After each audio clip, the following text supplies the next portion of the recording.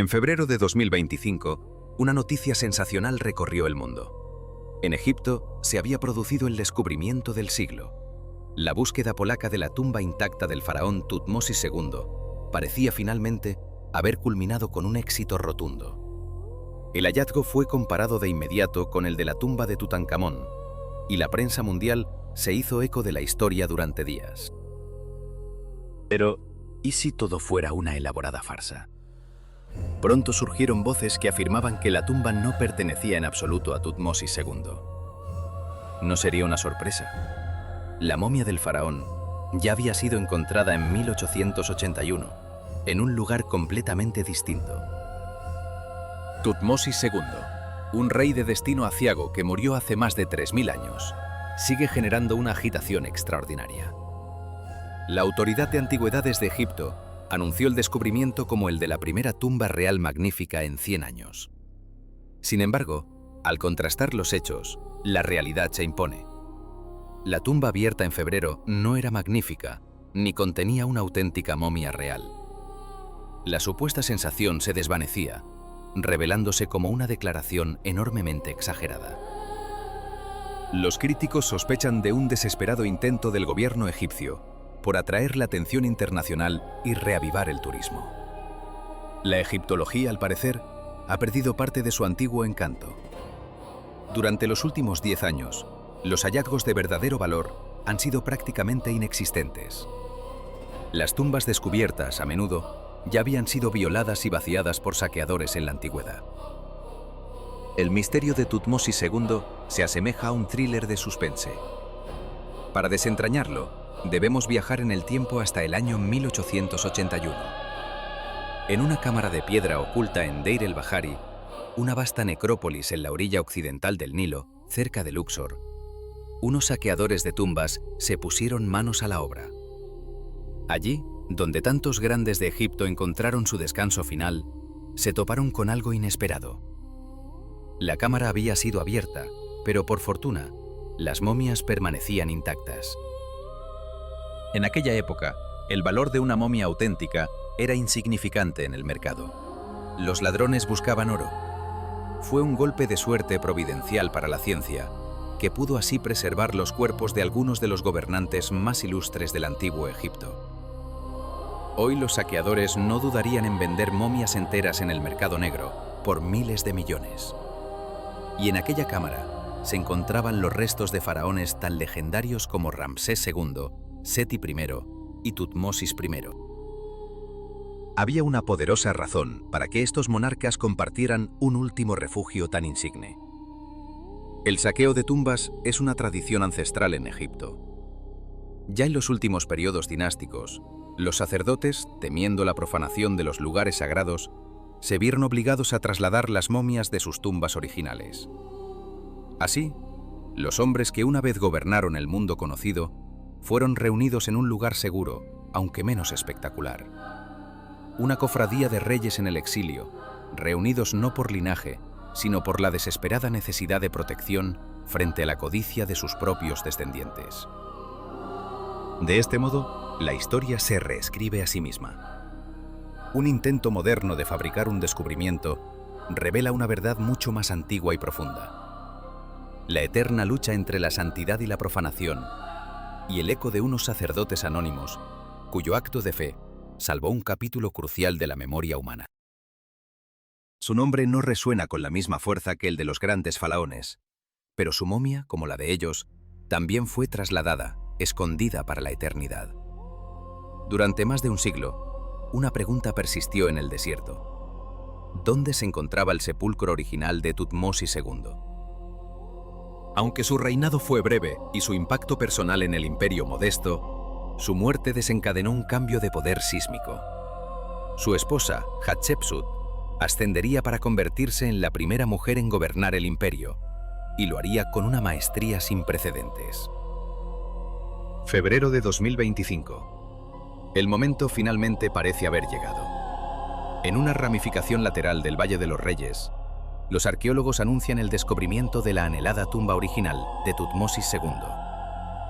Pero desde el primer instante, el hallazgo está envuelto en una extraña paradoja.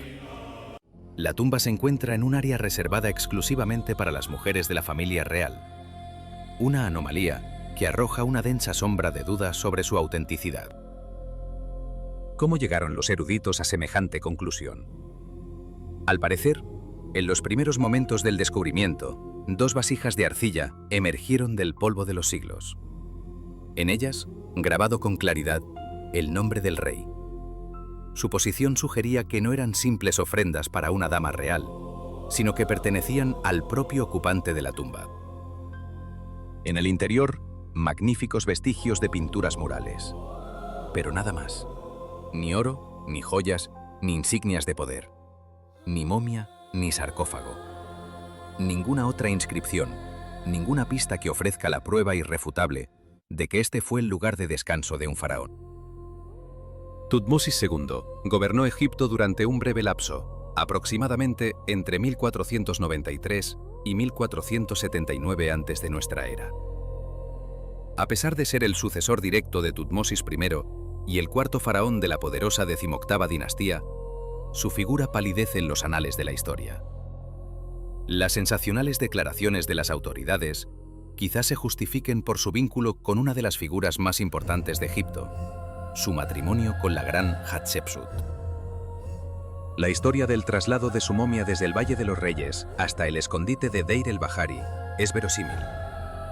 Son las circunstancias que rodean este supuesto descubrimiento las que están cubiertas de interrogantes. Hatshepsut y Tutmosis II. ¿Acaso lo enterró sin los honores debidos a un rey?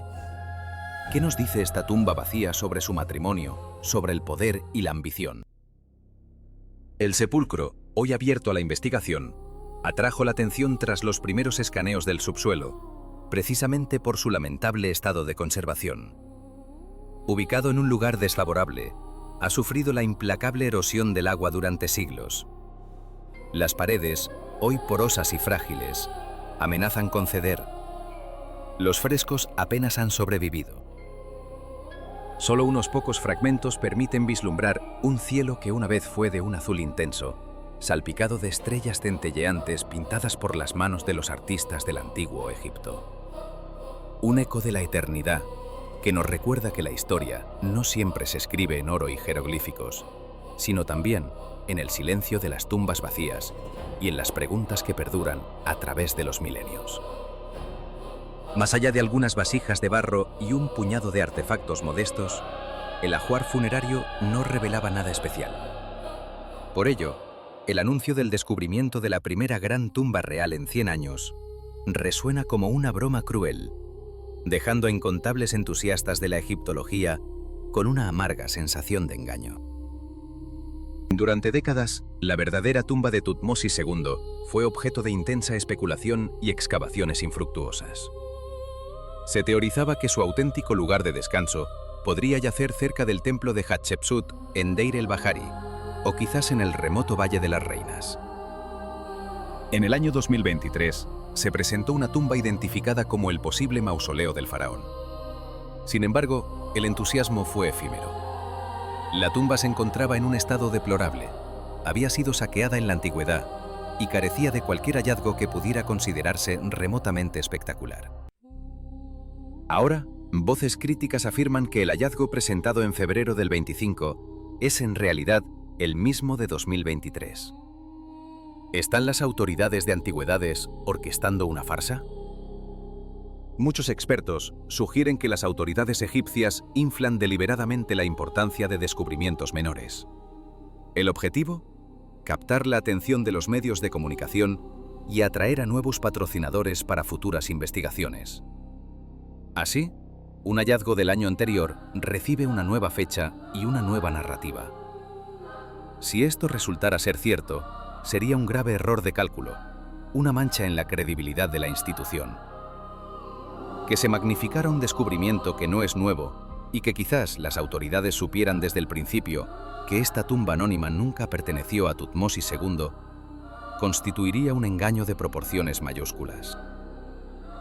Los expertos independientes sostienen una teoría diferente. Creen que Tutmosis II, a pesar de su relativa oscuridad en la historia, debió recibir un entierro mucho más majestuoso. Su condición de faraón exigía un lugar de honor en una necrópolis principal, en la sagrada compañía de otros grandes reyes. Un apartado rincón en el Valle de los Reyes parece un destino impropio, a menos que ese fuera precisamente el objetivo. Quizás Hatshepsut, su propia esposa, le procuró un entierro indigno de su rango, un último acto de desdén. Poco se sabe de la relación personal entre ambos, si su matrimonio fue una mera alianza política para consolidar el poder de una dinastía. La prueba definitiva podría encontrarse en un descubrimiento anterior. La momia de Tutmosis II, hallada en el escondrijo de Deir el-Bahari en 1881, yacía junto a leyendas como Ramsés el Grande, Tutmosis I y Seti I. Esto significa que los sacerdotes que lo trasladaron para protegerlo de los saqueadores lo consideraban su igual en importancia, un hecho que contradice la idea de una tumba humilde y aislada. El hecho de que su cuerpo fuera trasladado en la antigüedad es la prueba casi irrefutable de que su tumba original, otrora magnífica, ya había sido profanada. Los ladrones de la antigüedad buscaban oro y joyas.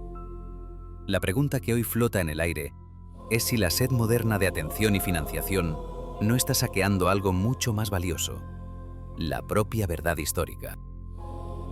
En el Museo Nacional de la Civilización Egipcia, en El Cairo, descansa un testigo silencioso de una era turbulenta. Es la momia de Tutmosis II. Los estudios revelan un cuerpo frágil, mal conservado, quizás por un embalsamamiento deficiente o por la inexorable acción del tiempo. Su extrema delgadez narra una historia de enfermedad. Las teorías apuntan a una grave afección cutánea, una infección fulminante, o quizás tuberculosis o una dolencia autoinmune que precipitó su fin. La edad exacta de su muerte es un enigma, pero las estimaciones forenses lo sitúan entre los 25 y los 30 años. Su reinado es igualmente incierto.